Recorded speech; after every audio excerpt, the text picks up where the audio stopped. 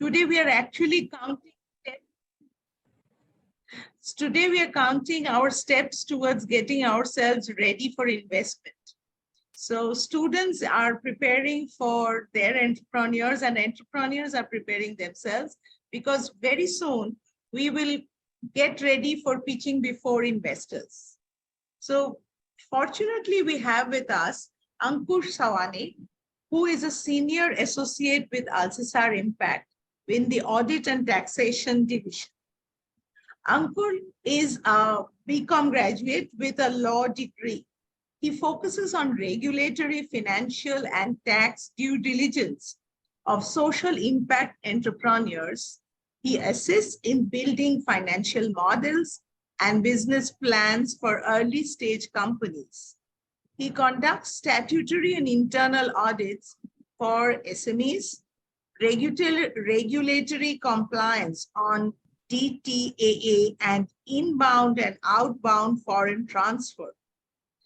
So if you are interested in getting your business on the global platform, so this is the person who will help you. He has assisted 100 startups and nonprofits in investment readiness, income tax, regulatory, and finance-related compliance, and their day-to-day requirements, right from management and employee-related matters to daily business activities. He has a wide experience in field surveys for NBFCs and SFBs. So over to Ankush, and I hope you have an enriching experience, which will be followed by question answers. But I know he's very, very interested, but we have to be mindful of the time, and we will close at 7 after the question answers. So over to Ankush. Thank you so much. Thank you. Thank you. So hello, everybody.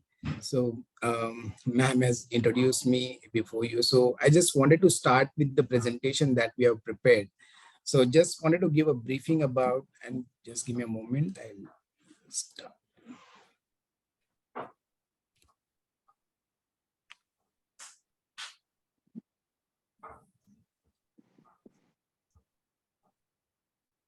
Yes.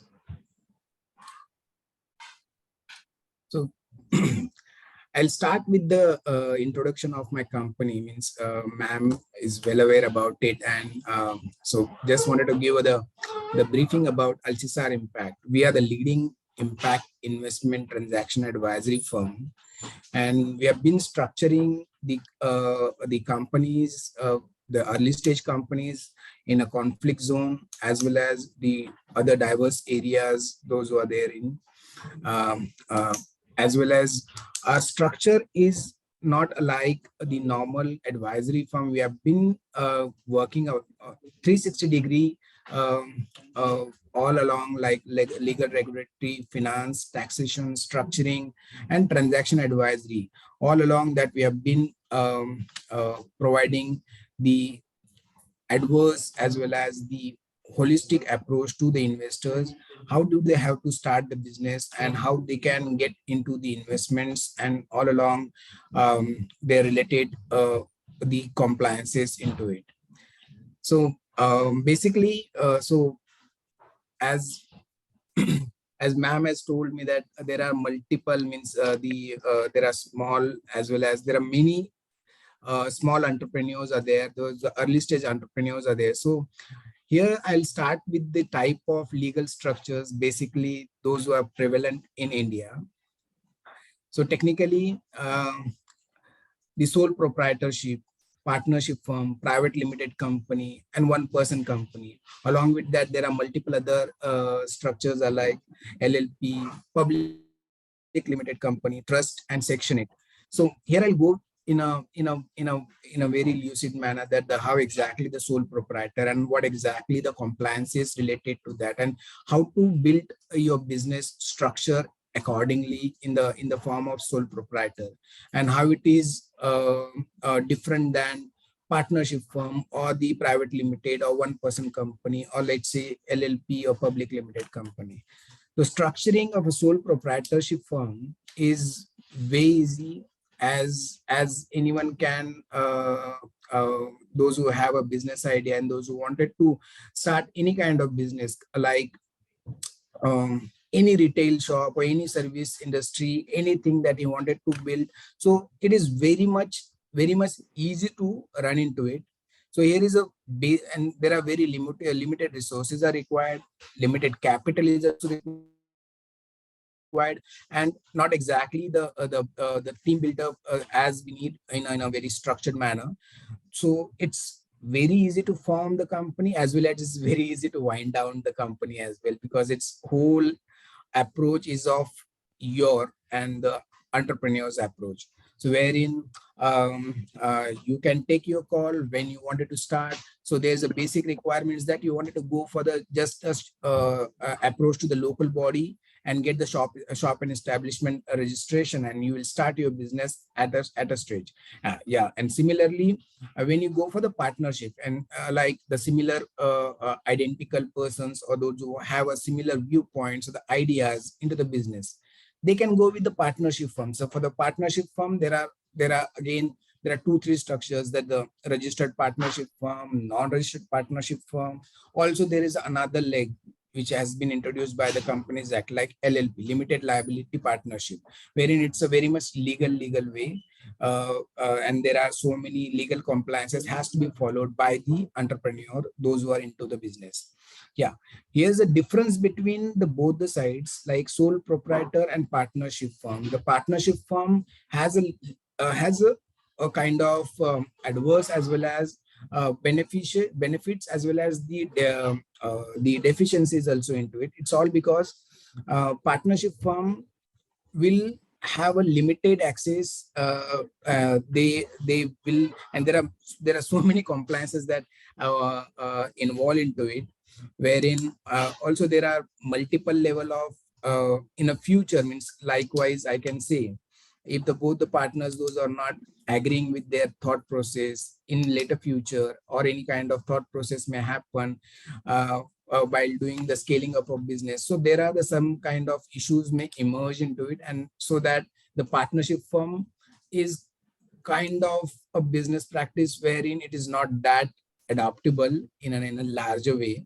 Yeah, but as you guys have been structuring, you have been thinking to start your own business, you are an entrepreneur, and so the basic and the more advanced structure that we have been recommending, we have been suggesting to the to our incubating companies, to our um, entrepreneurs, to our associates and everyone, that is private limited, because uh, all along it has a holistic approach. First thing is that it is legally connected, and it is prescribed by the Companies Act, and accordingly there are so many multiple uh, uh, multiple regulatory compliances are into it.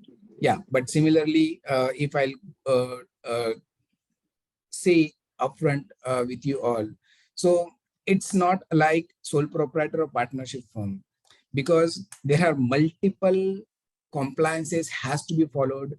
It's not like ऐसे नहीं कि as if like आप लोगों ने just partnership private limited company open कर लिया and then suddenly business start नहीं करा, या फिर you didn't followed some guidelines has to be followed. Like there are multiple things is there into it.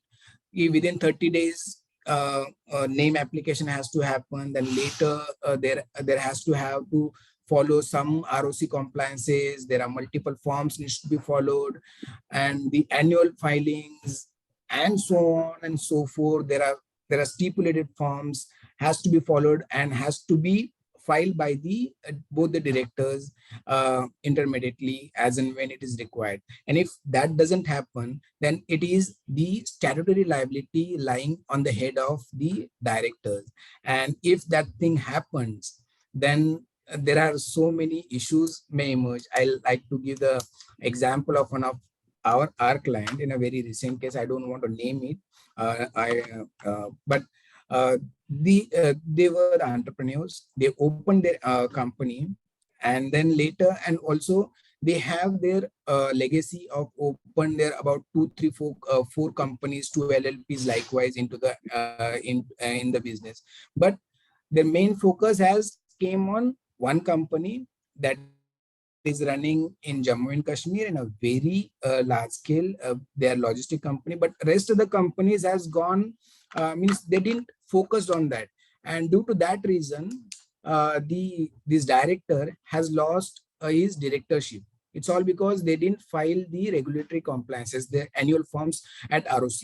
So it's not that easy that you, as you thought that, yeah, at one side you will say that I wanted to start a business. You will start the business, you will open a company, you will, and you didn't follow the compliances. Then it is very much what we can say, it's a very complicated thing, because once you become disqualified in the private as being a director, then you cannot become the director for in other companies for about 5 years. That is one thing, is that major compliance structure over here. Also along with that, there are so many other liabilities may come into it, and the regulatory departments and the compliance, they will reach you out, they will make you blacklisted, certainly in other way around. So it is not that easy to, yeah, if you have a thought to open a company, go ahead with that, and then accordingly you will start your business in a more holistic manner, in a more scalable, having a vision that how to scale up your business, how to advance your business, how to get the more investment into it, or what is your thought exactly, means how to get the business, how to earn the profits, and likewise, and so forth. The other structure here into it is the one-person company. It's similar to the sole proprietor, because in a one-person company, you are the you are the only shareholder into it, and also you are the only director into it. So you don't have to communicate with any other person. But it is technically, it is when it is needed, when you have a entire idea which is there into it. But here there is another leg into it, that you cannot get investment as you need it, like the private limited company.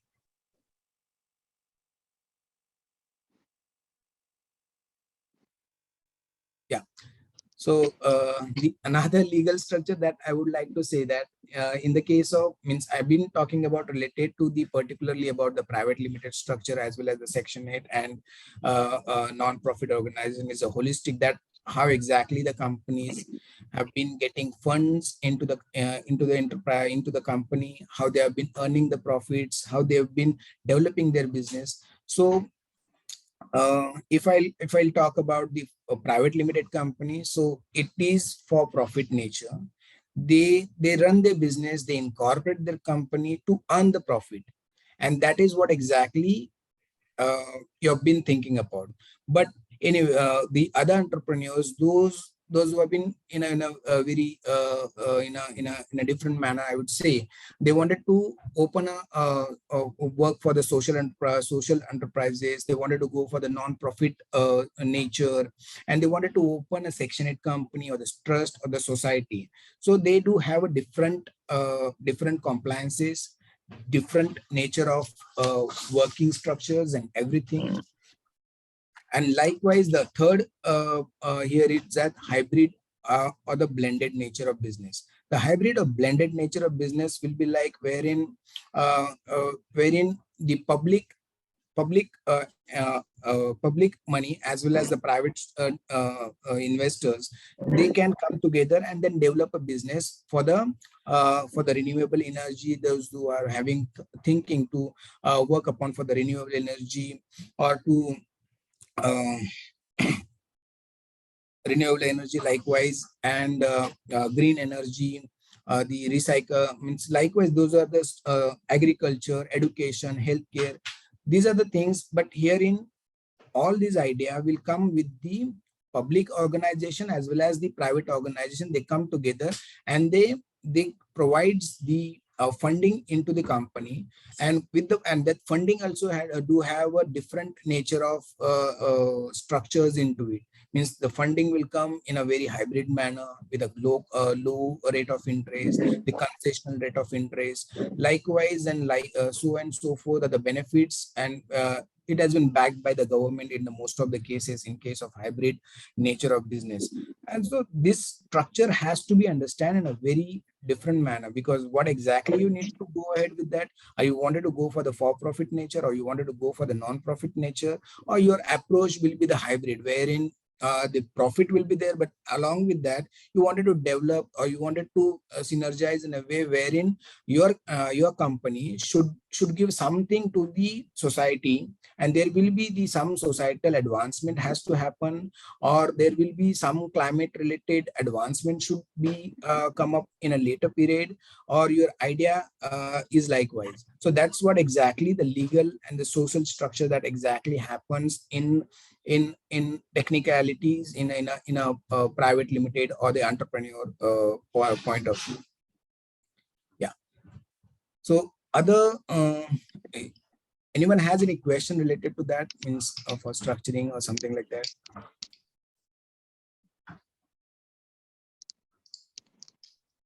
or shall I continue?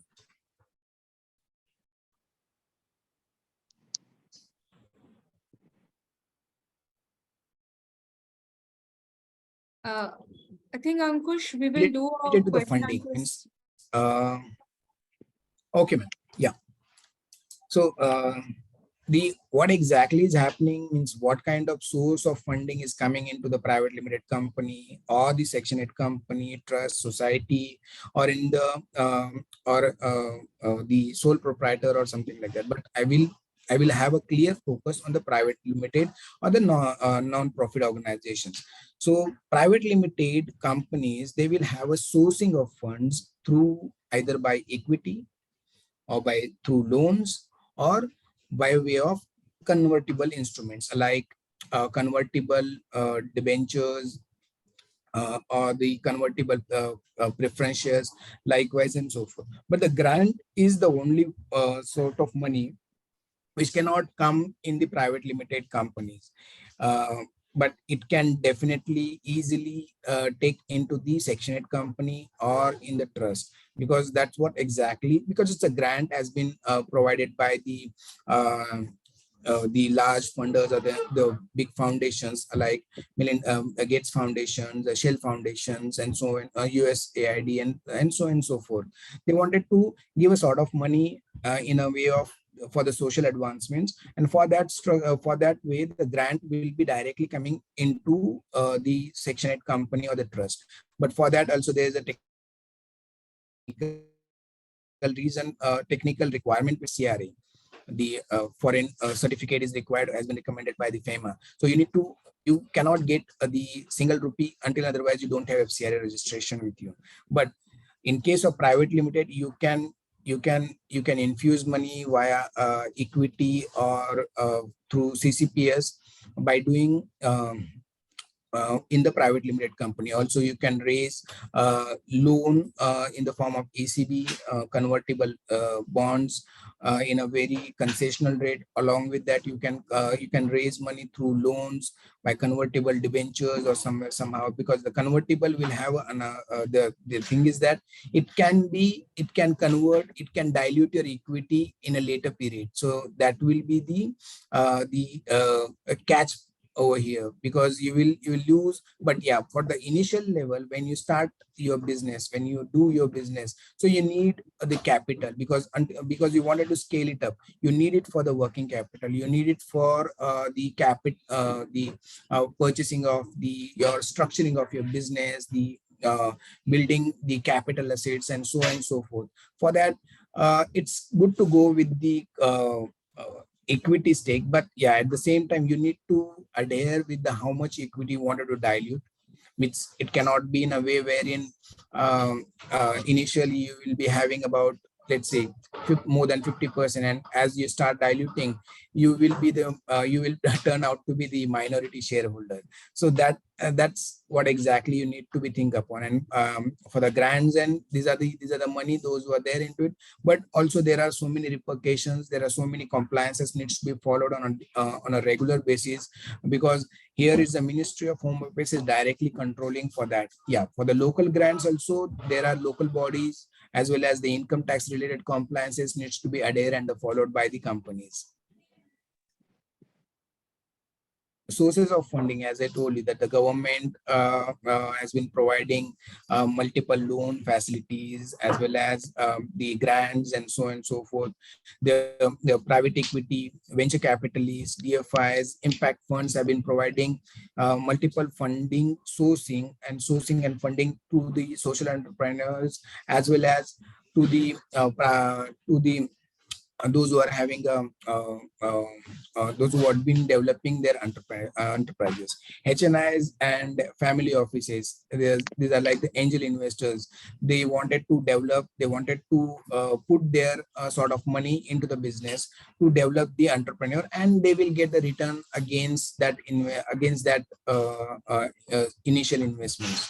The corporate means a CSR fund. CSR fund is technically it's for the Section 8 company or the trust or the society, those who are registered in the in a other way around. So CSR fund is technically for uh, means the CSR related technicality is that those company, those who are having some threshold limits, means the profit is more than 15 lakh rupees, and their turnover will be with more than 10 crores or something like that, then they wanted to particularly give about 2% of their turnover amount or the profit amount to the CSR sources. So that thing will be there, and their CSR for money will directly go for the social advancement, or the cause has been stipulated by the companies particularly.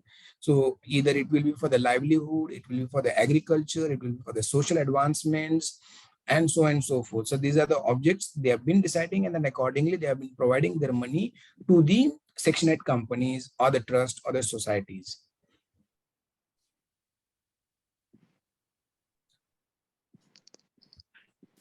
Yeah. So as you develop your business, as you start your company and you think upon that you wanted to run the business, so the initial and the primary requirement will be that how much fund you need and how do you want to scale it, what is your thought process, how you wanted to build your business, and what is the gestation period, how long you wanted to and what at what point of time you will start earning the profit. That whole thing will come up. First, it's in your thought that what money you need, in what kind of money you wanted to in, means against the equity or the loan, or what exactly, what is your business thought process, for where you wanted to scale it, and what is your exact idea, and how much amount of money you will get, and when you will develop start earning your profit. These are the questions that needs to be think through, and on the basis of that you wanted to structure your ideas, and then only it will give you the thought that how to go ahead with the entire thing. Yeah.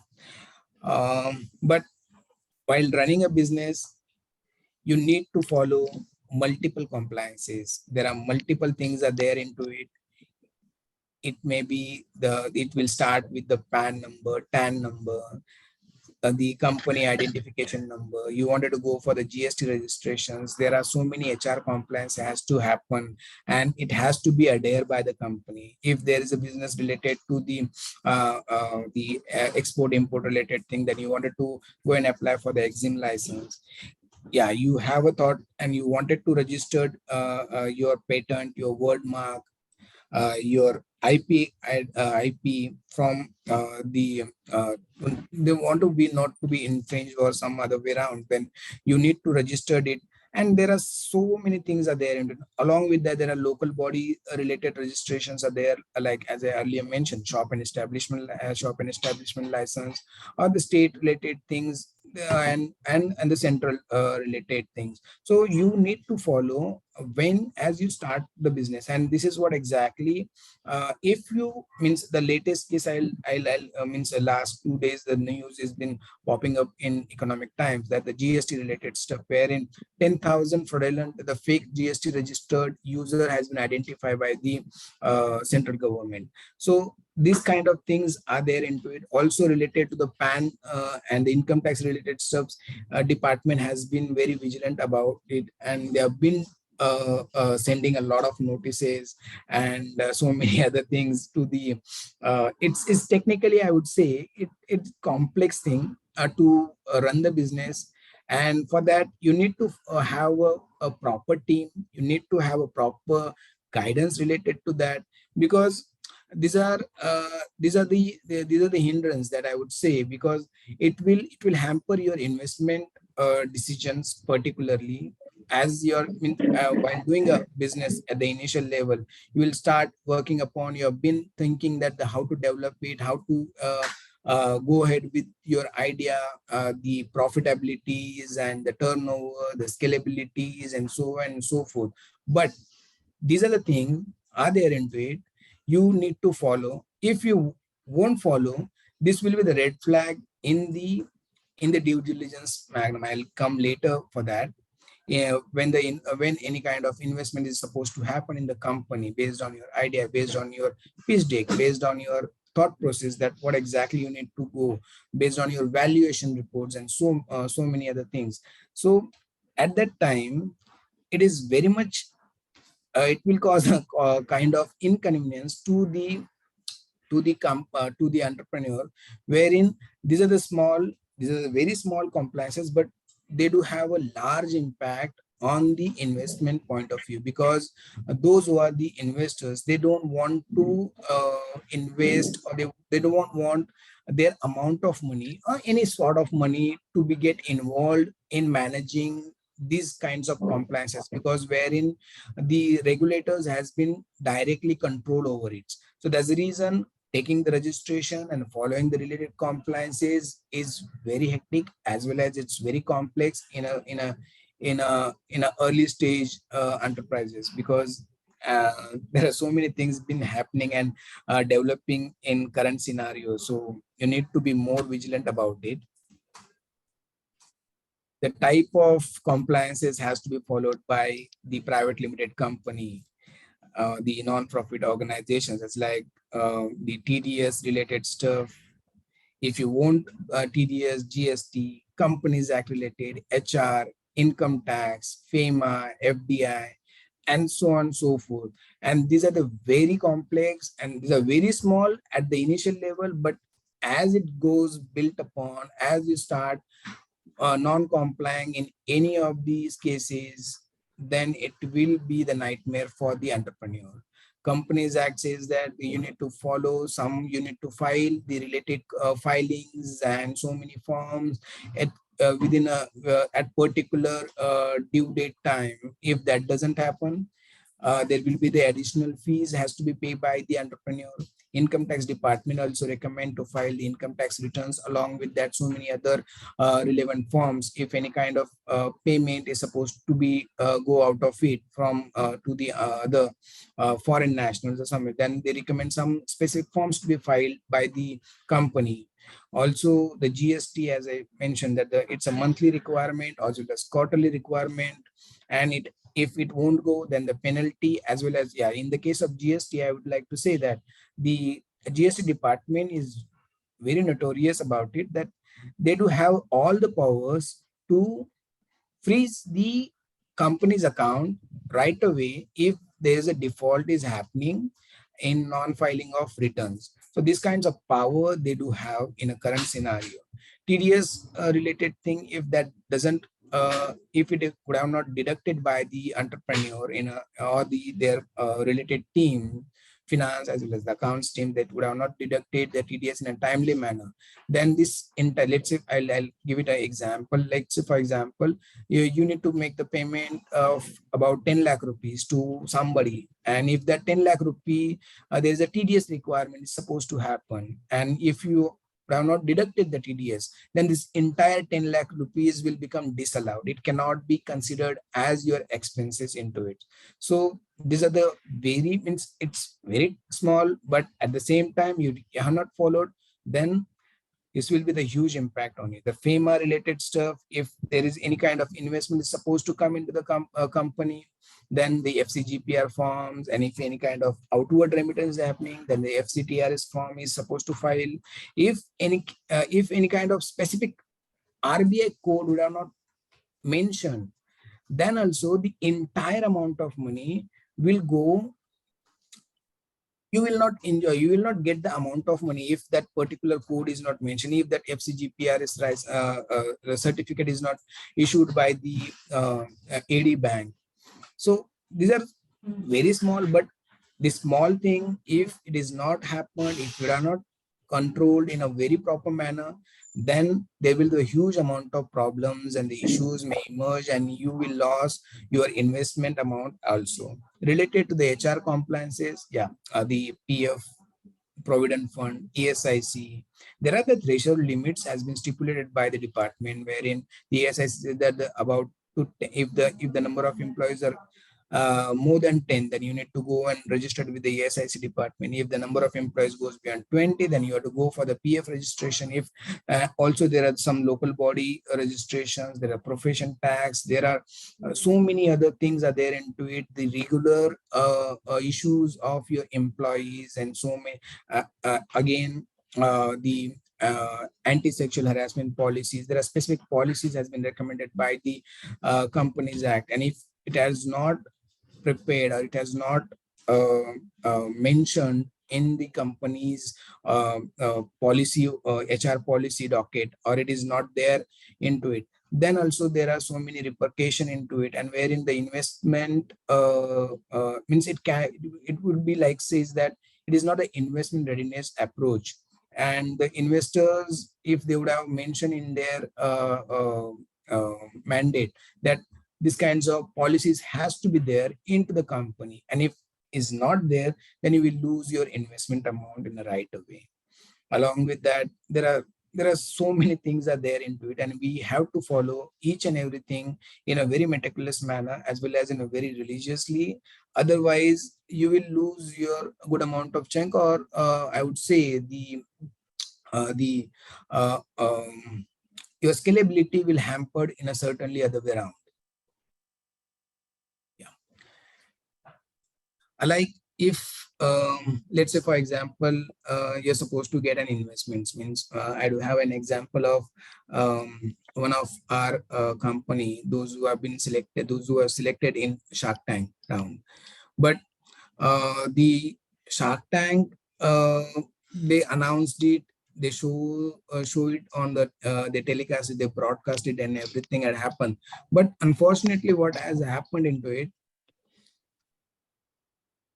run out they conducted the due diligence, and while conducting the due diligence, later 2 3 months they rejected by stating some conditions that if you would have not followed these particular conditions, we will not, or you or else you have to dilute more amount, more percentage of capital.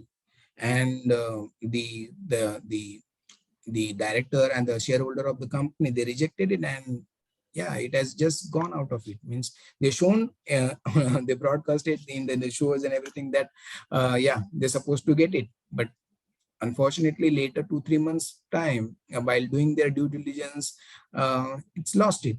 So due diligence, what exactly is supposed to happen, the due diligence in a nutshell, I would say they wanted to check out what is the business liability, what is the company's liability, what kind of financial risk into it, what is the legal approach about it, and in a more holistic manner, I would say they wanted to check it out what is the character of the director, means in the business way, that how exactly his idea, how much potential do he have, so that he can sustain into it, and then later period there will be the good amount of valuation will increase in his business, and the likely is, let's say for example, if any kind of angel investor, you would have put 1 crore rupees into the business. So why he have been putting this much amount of money? Means it's a technically the angel investors, and the VCs, they may put, let's say for example, 50 crores or 10 crore rupees into the business.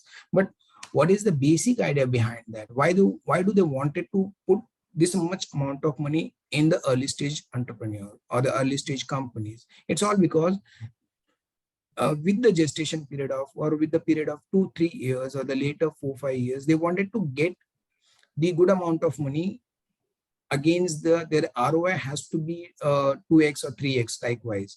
Then only they have been earning the money. I just wanted to add an example of one of the company, that pocket assets, that which we have incorporated in very past. Means if you guys would have aware about, or you have been using the social media, then the filter copy and the dice media are the example. Those have been run by the pocket assets. uh, this company, means it is very tiny when they are incorporated, but currently now they do have a valuation of about 30,000 crore. Along with, means it is incorporated by us, and we worked out very closely for that.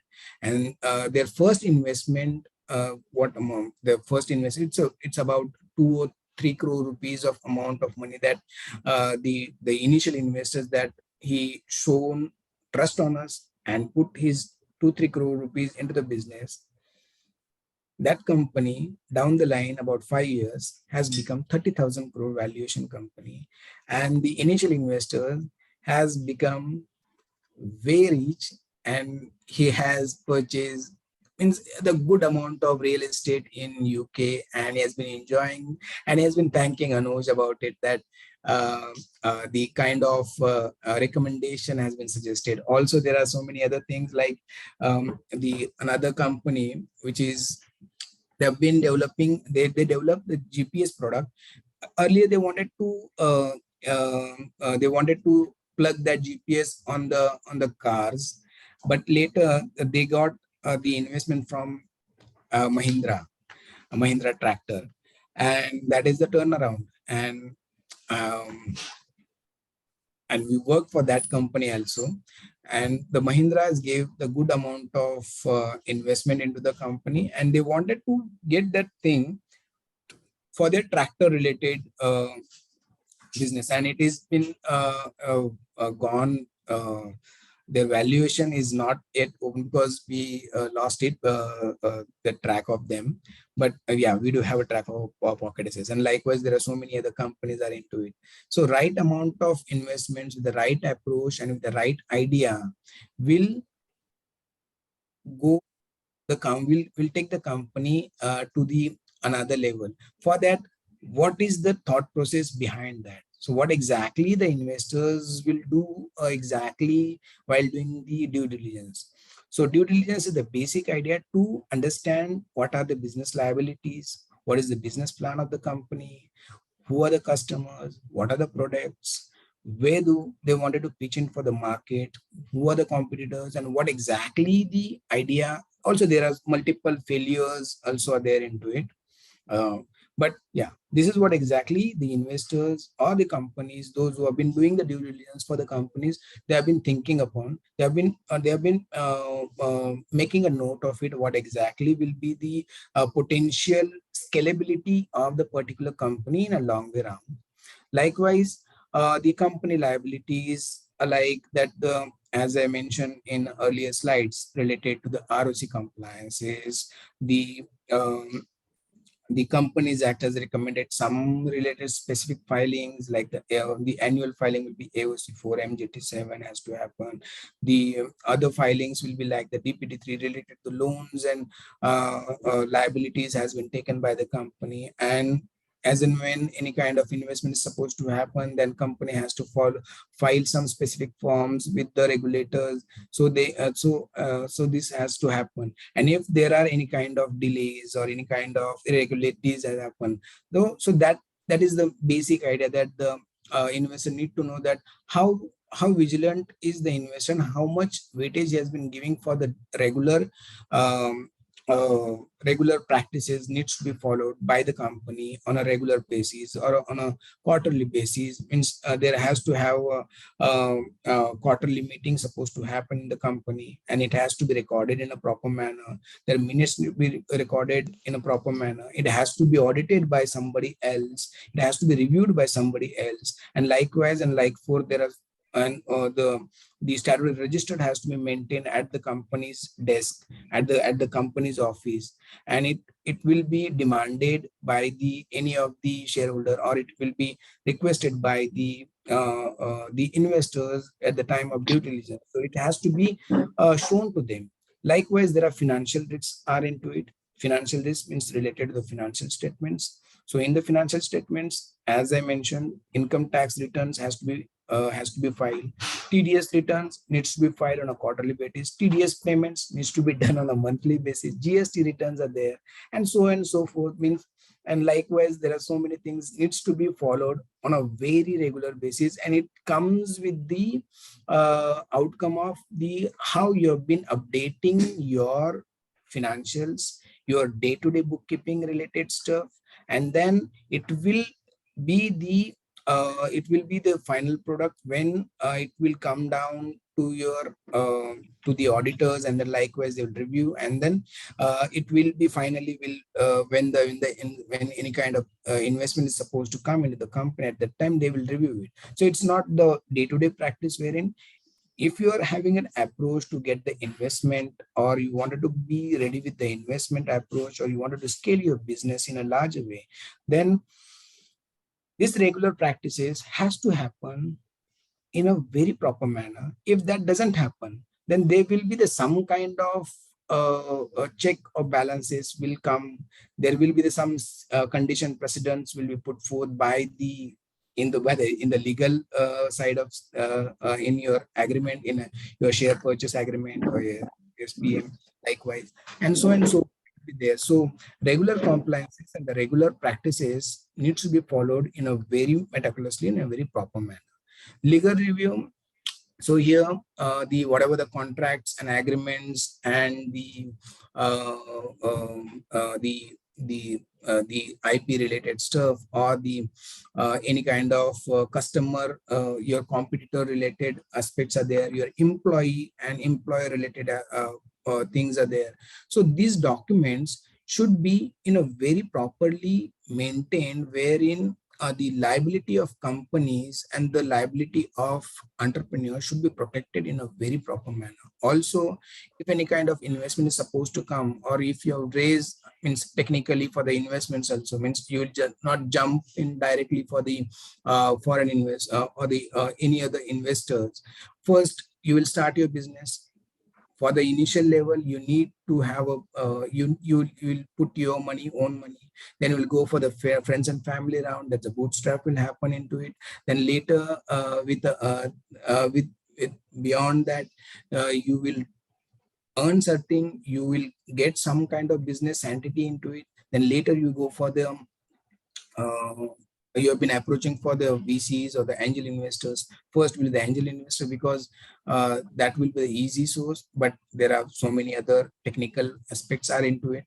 Then you will go for the VCs, and the VC will run down into it, and then accordingly they will follow their practices. They will put forth their conditions, then accordingly. But entire the crux of the thing is that you need to follow. You need to know what exactly the contractual obligation, or what are the terms and condition has been put forth in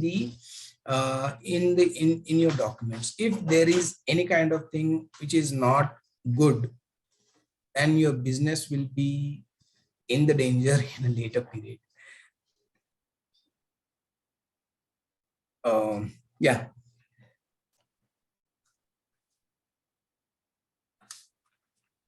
Just before going for the question and answer, I just wanted to show uh,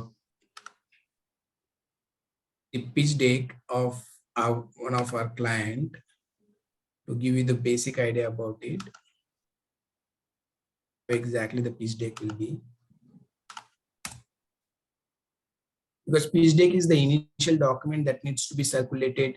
um, Means it has to be prepared, and it will be the first introductory document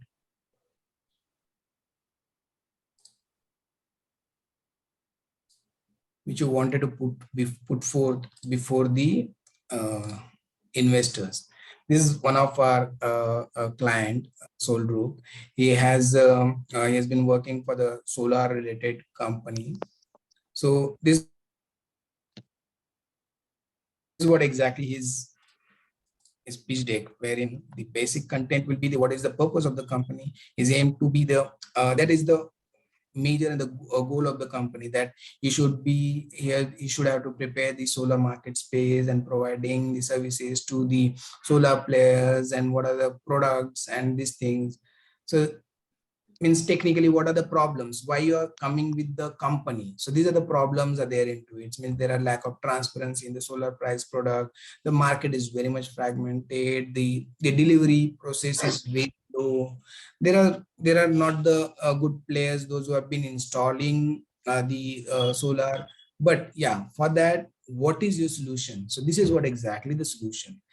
Though Solrup is saying that I am the online marketplace. You can place order at my website, and then accordingly I'll facilitate you guys to get the solar product at a very reasonable price. I'll assist you to give the last mile delivery, and my product is automated, wherein you can deliver your order and you can place your order, and then on the basis of that, you will get amazing product as well, or the notable from the notable suppliers.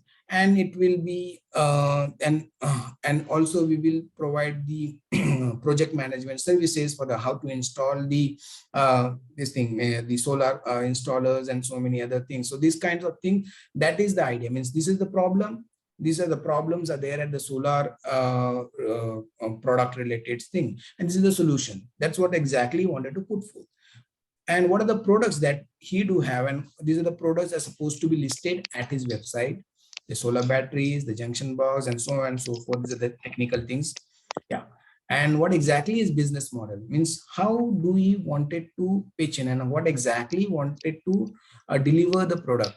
So the other players and the installers, and these are the technical problems, the solar replacements happenings, and these are things. So these things has been connected by through the solar websites, and that's how exactly the product will be get delivered. That's what exactly is thought process. Means there are the two players, EPC player and the solar installer, and there are other players like the placements, solar placements, and the solar logistics related chips. So this thing will be come together with the solar online platform, and that's where he's been earning commission on it, and that's commission is his actual sourcing of business. Means that's his revenue. And why, means these are the things that he wanted to just means related to his company, what exactly will be the revenue model, how exactly he will supposed to scalability and the market size of the company, because market size is the only thing wherein you can say that. Means technically uh, for him it's like 76.6 billion. It's a total addressable market that he has been pitching it out. So it's what exactly means he has been saying that the market is that large, and wherein if I means let's say service obtainable market is 3.2 billion, if it is service addressable market is 32 billion, if it's a total addressable market is 76.6 billion. Means that's what exactly has been pitching it to the investor, that's this, there's a potential into it, and that's why I need your money, and this money I wanted to use it for the scalability of the business. And the another interesting part is that who are the competitors, and why he is mentioning his competitor, because he wanted to compare that what services he is providing and what are the lacunas or what are the process gaps are there in the competitors. And that will be the appealing to the investors, wherein investors get to know that yeah, this means you can say that there are the red are the deficiencies and the green. So in all along he has been mentioned, because you wanted to, for the investor piece, you wanted to say that, yeah, I'm good, and you wanted to show that what are the good things are there in doing.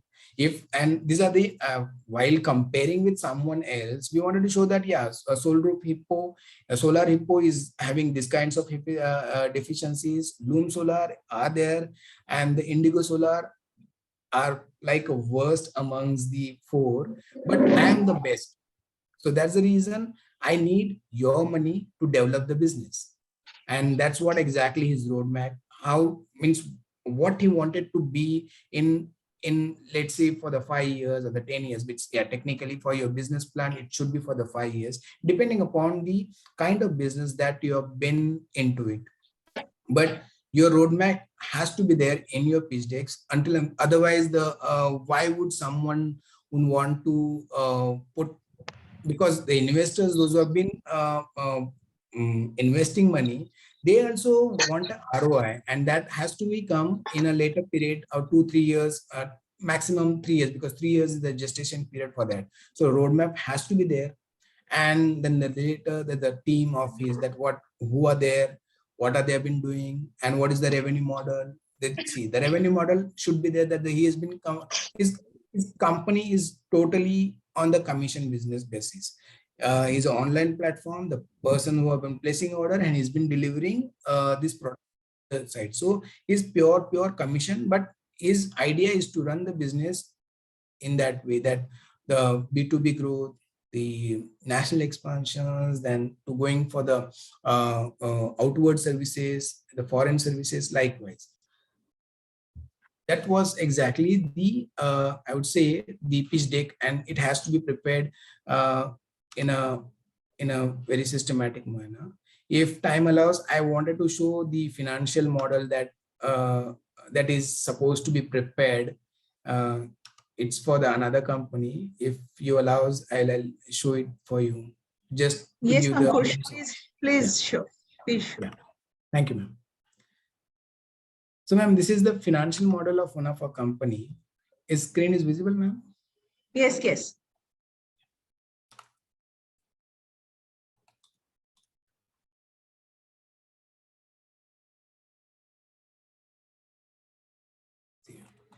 So, ma'am, the assumptions and the conditions is depending upon the kind of business that that the entrepreneurs are into it. This company is basically into the logistic business based in Jammu Kashmir, and likewise they wanted to develop it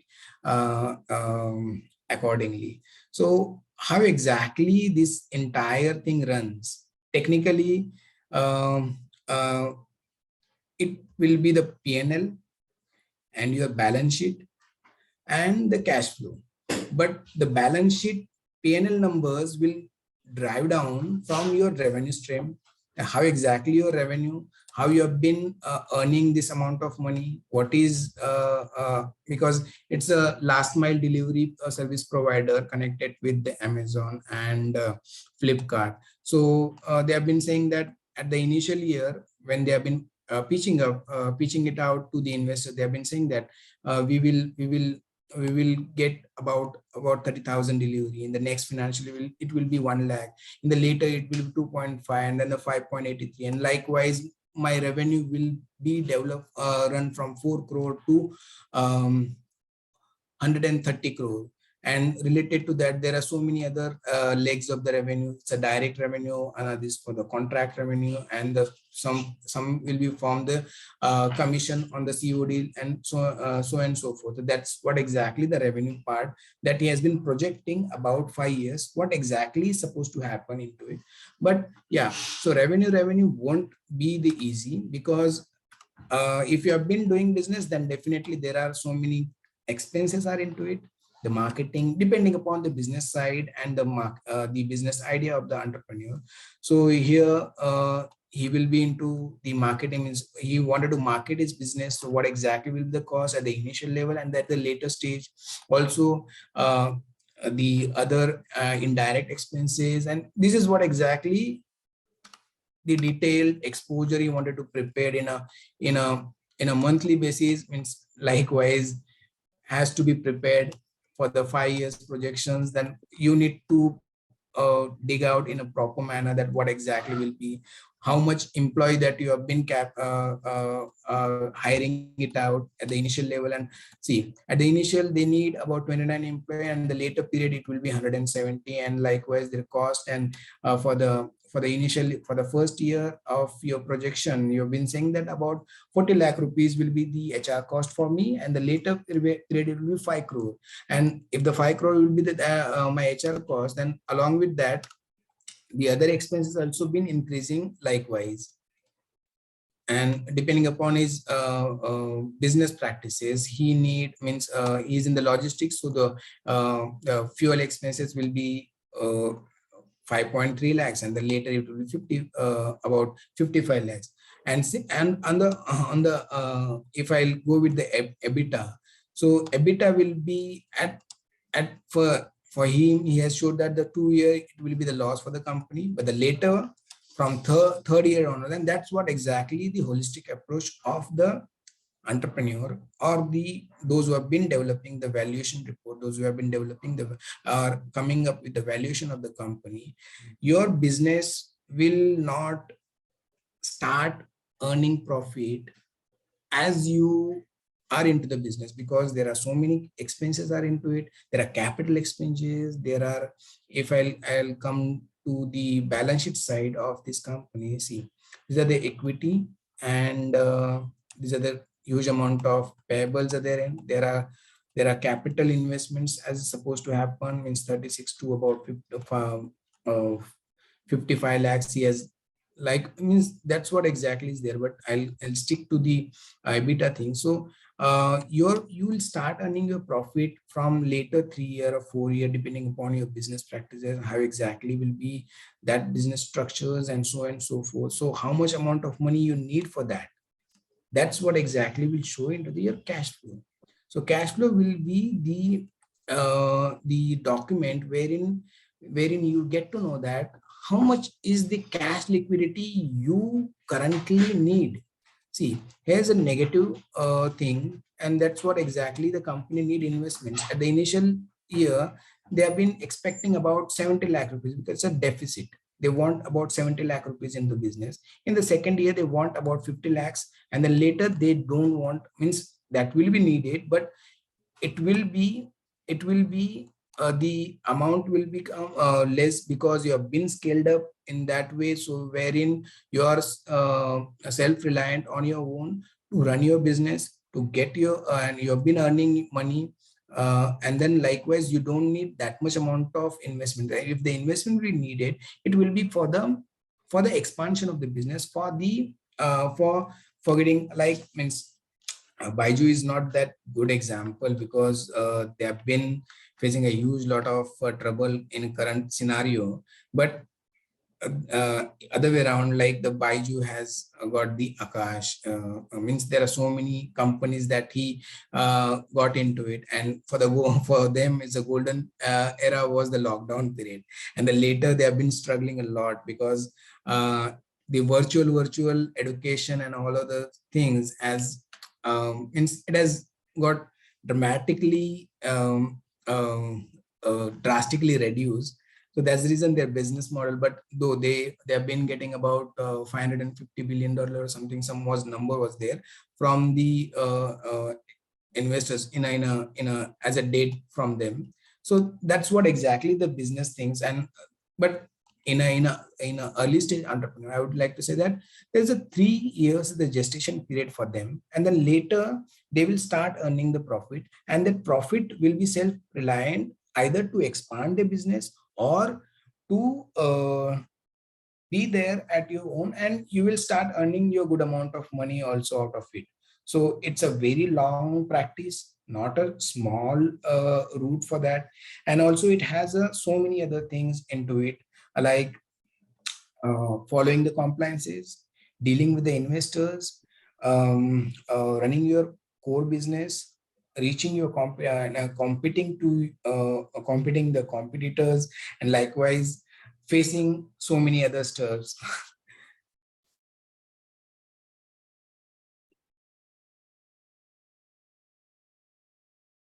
Thank you so much. Thank you so much, Ankush. I am really floored, like it's almost like an MBA finance major class and with real examples. I'm sure my students are very, very happy. And we are missing out on some of our entrepreneurs who are in another boot camp today. But I am sure they will catch up because as with your permission, Arulika has recorded it. So Okay. maybe share it with 4 of our entrepreneurs who have missed it because they have got to another boot camp. Okay. Thank you so much. They're all Thank you. part of the Global Links team. And Okay. I am sure what do the students have to say about it? The students, I'm sure you have found it very interesting. Yes, I find Piyush has Absolutely, ma'am. already, Piyush, Ayush, Asif, they have already started talking. Anyone else?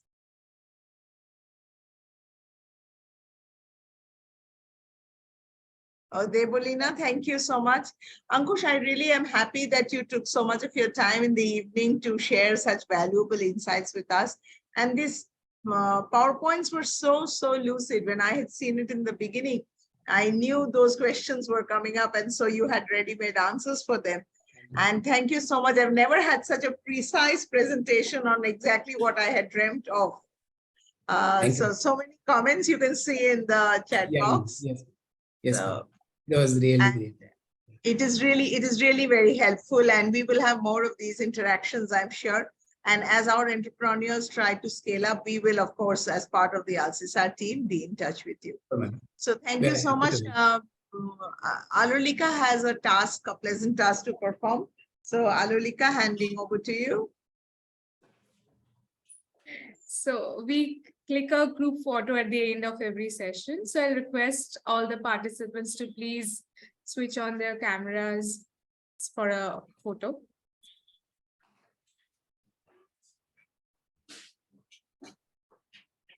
Yeah.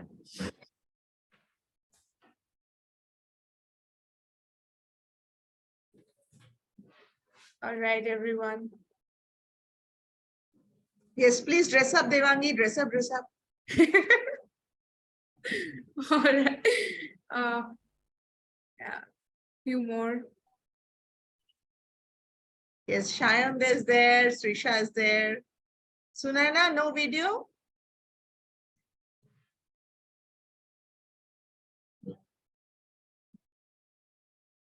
All right, everyone smile. All right.